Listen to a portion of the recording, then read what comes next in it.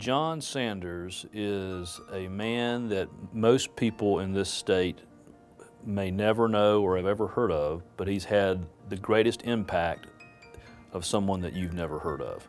I entered NC State in the fall of 1944 with some intention of studying architecture. I soon found out I didn't have the technological background for that.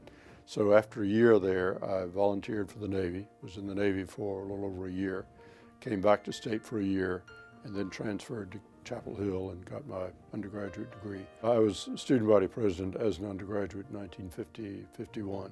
It was a developing interest and I think had an important influence on my subsequent career because that plus some academic experience inclined me toward government and interest in government and law. People know that John was director of the Institute of Government. I think they know that he was vice president at UNC General Administration during a very challenging time. They know he was staff director to the commission that last revised the North Carolina Constitution, and many people may know about his leadership in restoring our state capitol. I actually think the contributions that they may not know as much about are the ones that probably count for just as much, and that's his leadership of the Institute of Government, now the School of Government, and the way in which he has inspired countless generations of faculty members to care about good government themselves, to dedicate their own best efforts to improving government in North Carolina. And in some ways, that's a legacy of John's that may not be as obvious, may not be as well known, but I think in some ways may be just as important. Well, I'm one of the lucky ones. I met John Sanders on August 30, 1982, which was my first week at the university. And I remember the date specifically because it seemed like a date that should be remembered, and it was. I met him at a Di-Phi meeting, and very soon after that, he and his wife Ann invited me over to dinner at their house, which for a freshman at the university away from home, that made a big impression. And since that time, over the last 30 years, he has advised, he has listened to, and he has nudged me at times in various decisions. I arrived at Chapel Hill in 1989, and it wasn't very long after that I met this man who was very serious, and he looked like someone you didn't really want to go up to because he would scare you. And he showed up at the dialectic and philanthropic meetings every Monday night, and finally I said, "Who is this guy?" And they said, "He runs the Institute of Government." And then I got to know him. And then, like everybody else would say, he would eventually walk up to you and say, "Do you know this book?" And that starts every relationship with John, I think. If you're a student at Chapel Hill, he figures out what you're interested in, and then you get to know him.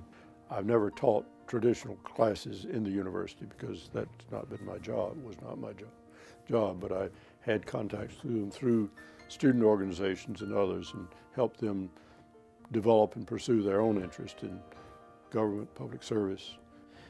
Along the way, he has met and befriended and supported with his friendship and with his knowledge generations of North Carolina and national leaders, and he hasn't promoted himself ever. For John, all of this work is about service and it's never about him. I mean, one of the ways in which he has inspired faculty here is by an incredible example of how you go about doing this public service work. And as you say, it's always about responding to the needs of someone else, never your own needs. It's always about giving credit to others, never taking credit for yourself. I rode with him to Raleigh one day, and he said, "You want to ride to Raleigh?" And I said, "Sure," or Raleigh, as he would say. And we got over here, and I said, "Where are we going?" He said, "I've got to take something to a friend." And we go around, cross over Blunt Street, and come around to the back gate of the governor's mansion, and he presses the button and said, "This is John Sanders. Come in, Mr. Sanders." We walk in, and he's got these huge silver domes to give to the governor's mansion.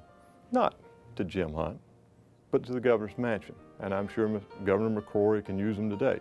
It was for everyone's benefit.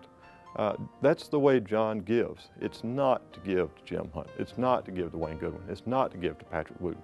It's to give to everyone. I'm grateful for the recognition that this award reflects, but the real reward to me has been the association with a lot of people over many years, both in the university and in state government and local government, and the continued contact that I have with them. John has been a tremendous friend, He's been much like a father to me, and he's been a mentor. And I cannot imagine having served as a legislator and now in statewide office doing what I've done without the impact of John Sanders. I recently was traveling in London with my son, and if you go to St. Paul's Cathedral, you will find the tomb for the builder of St. Paul's Cathedral down in the basement. And all it says is a little plaque that says, "If you seek my monument, look around you." John Sanders has done so much for this state. He has influenced so many governors, legislators, citizens to become more engaged. If you seek his monument, all you really need to do is look around the state, and you'll see it everywhere.